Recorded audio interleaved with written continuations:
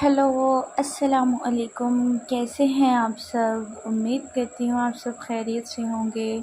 जिसने अभी तक मेरा चैनल सब्सक्राइब नहीं किया प्लीज़ मेरा चैनल सब्सक्राइब कर दें। मैं आपके लिए लाई हूँ हसरत के न्यू केस। इमाम जुनैद के साथ आकर गाड़ी में बैठती है और उसे बात पूछने लगती है, जिस पर जुनैद कहता है कि तुम मुझसे बात ना करो तो बेहतर है। इमाम चुप करके कहती है कि मैं कब तक चुप रहूँगी, जिस पर जुनैद कहता है जब तक तुम अपने माँ बाप के घर नहीं जा चली जाती, वहाँ जाकर उनसे बातें कर लेना। रीमाम पूछती है कि असम जब से मरा है आप क्यों उलझे हुए हैं, जिस पर जुनैद और उलझ जाता है और उसे चुप करने को कहता है। और इमाम कहती है कि मैं आपको खुश होता देखना चाहती हूँ क्योंकि मैं आपकी बीवी हूँ।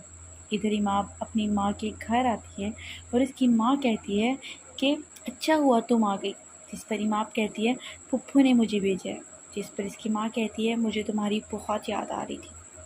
वो इमाम को मैडम फरूकी की आने वाली कॉल के बारे में बताती है कि नूर बहुत रोती है और इमाम नूर को ज़िम्मेदार ठहराती है कि वो ड्राइव कर रही थी, शायद इसके लिए वो ज़्यादा रिएक्ट कर रही है।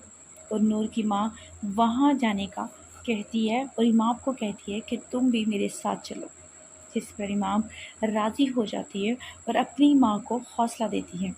इधर साइम जब ऑफिस आता है तो इसे अपने भाई की याद आती है और वो इसके कमरे में जाता है और वहाँ पड़ी एक एक चीज़ को देखता है और वो बातें याद करता है जब वो आखिरी लम्हे में उसने कही।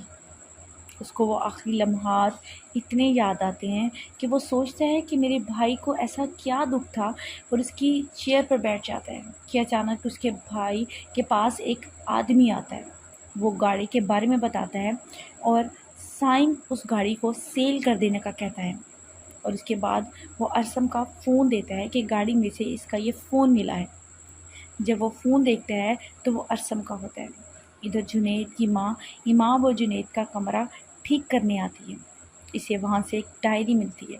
इस डायरी में इमाम ने जुनैद से मोहब्बत भरे लम्हात लिखे हुए होते हैं और इसकी माँ सोचती है कि जुनैद कितना बदनसीब है और बेमरवत है जो अपनी बीवी की मोहब्बत को नहीं समझ पा रहा। इधर साइम घर आता है।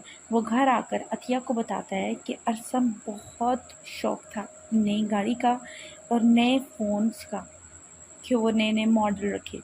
और अतिया साइम को संभलने का कहती है और वो अतिया से कहता है कि किस बात का दुख था मेरे भाई को, वो मुझे दुख खाए जा रहे हैं।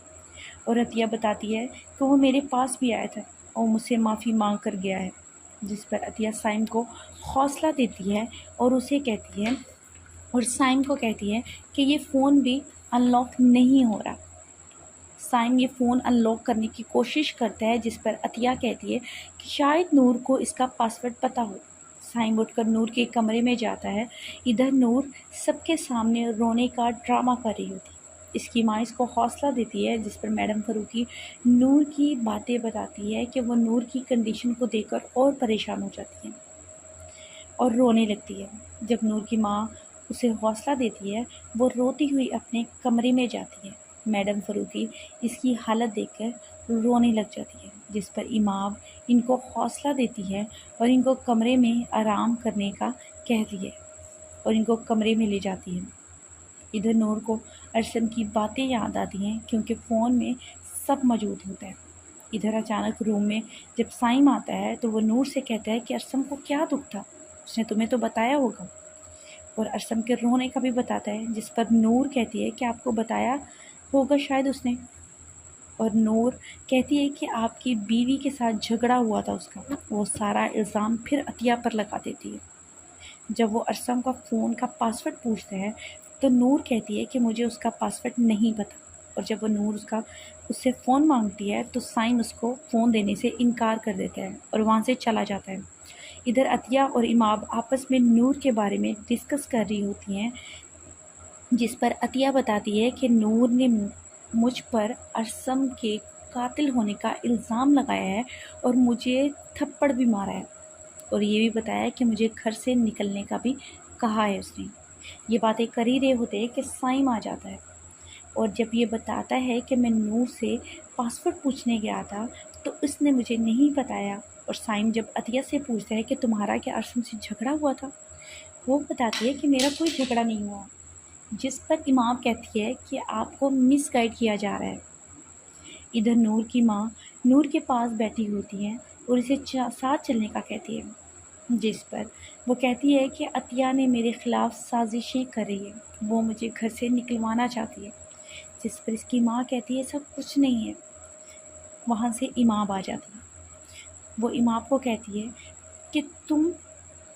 کہ میں تمہیں سمجھانے آئی ہوں، تم نے غلط گائیڈ کیا ہے سائم کو، اس نے ارسم سے جھگڑا نہیں کیا، جس پر امام کہتی ہے تم اپنے ہوش سے کام لو، یہاں پہ اگر تم نے میڈم فاروقی اور سائم کو زیادہ دیر تنگ کیا تو وہ تمہیں گھر سے نکال دیں گے، کیونکہ تم جس کے سر پر راج کر رہی تھی وہ اس دنیا سے چلا گیا ہے۔